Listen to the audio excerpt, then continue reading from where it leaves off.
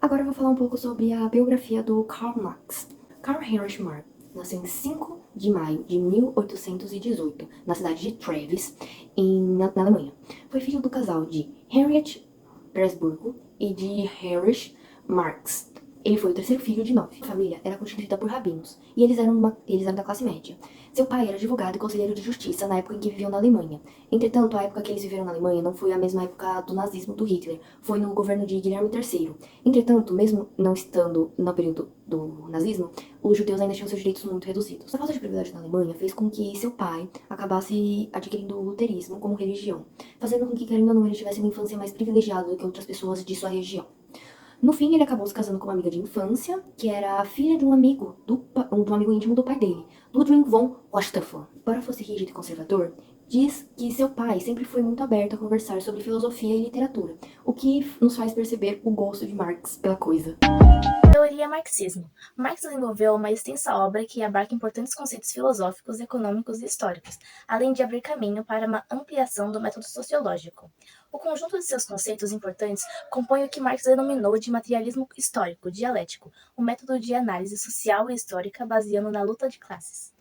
Dentro da teoria geral marxista, alguns conceitos sobressaem-se por sua ampla importância.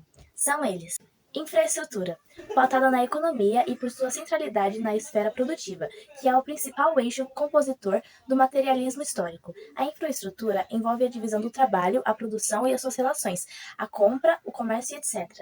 Superestrutura é um conjunto de instituições e normas que mantém a ideologia social e a lógica de exploração funcionando. São exemplos de superestrutura o Estado, as leis, a religião e a cultura. Mais-valia é a diferença entre o preço de matéria-prima e a produção de uma mercadoria e o preço do trabalho e o custo dos meios de produção da mesma mercadoria. Alienação. Há uma separação evidente entre o trabalhador e o fruto do seu trabalho. A mais-valia, que nos processos de produção manufaturados beneficiava os artesãos, no processo de produção capitalista beneficia o dono dos meios de produção e tira dos trabalhadores a capacidade de se reconhecer no seu próprio trabalho. Burguesia é a classe detentora dos meios de produção. Proletariado é a classe operária.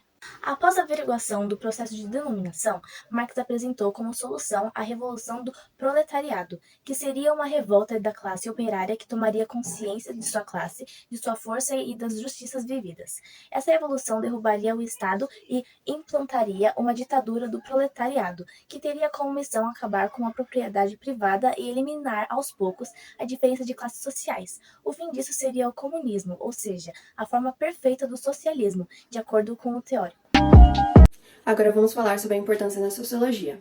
As contribuições de Marx para a história, para a filosofia e a formulação de um novo modo de análise social foram fundamentais para a propagação da sociologia e para sustentar um método sociológico mais sólido. A teoria que critica o capitalismo, fundada por Marx e Engels, esclareceu alguns fatores que a análise de Durkheim sobre as sociedades capitalistas industriais não aborda. Junto a Karl Marx e Max Weber, Durkheim compõe a tríade dos pensamentos clássicos da sociologia. Na juventude de Marx, a sociologia ainda não tinha surgido como uma ciência metódica e acadêmica. Porém, os conceitos presentes na obra de Marx, não somente os que dizem respeito à teoria marxista ou ao socialismo, deixaram para os sociólogos posteriores respostas sobre uma lógica capitalista de um sistema de privilégios, em que uma classe sobrepõe-se sobre a outra e sobre o funcionamento interno do mercado e da produção. No dia 6 de dezembro de 2021, a Folha de São Paulo publicou uma reportagem com a seguinte chamada: Mercado tem carne para o fim de ano, mas falta consumidor, diz consultoria. Segundo os analistas consultados, embora haja oferta, a demanda está comprometida em função do baixo poder de compra da população. É bom lembrar que 7 em cada 10 pessoas que recebem o auxílio têm ele como sua principal fonte de renda, de acordo com o Datafolha. Um repórter chamado Gustavo Freire Barbosa tem uma linha de pensamento muito parecida com o de Karl Marx. Ele descreve esse artigo como: a fome é a evidência da contradição do capitalismo. Contradição, não disfunção, já que os 3 bilhões de dólares adicionados à fortuna de bilionários durante a pandemia são provas do seu pleno funcionamento, principalmente se considerarmos o aumento da pobreza durante essa fase. Assim como as vacinas, a comida abundante e escassez artificial. As forças produtivas, com todo o seu potencial de ajudar as pessoas, acabam se rendendo ao propósito do capitalismo, a acumulação.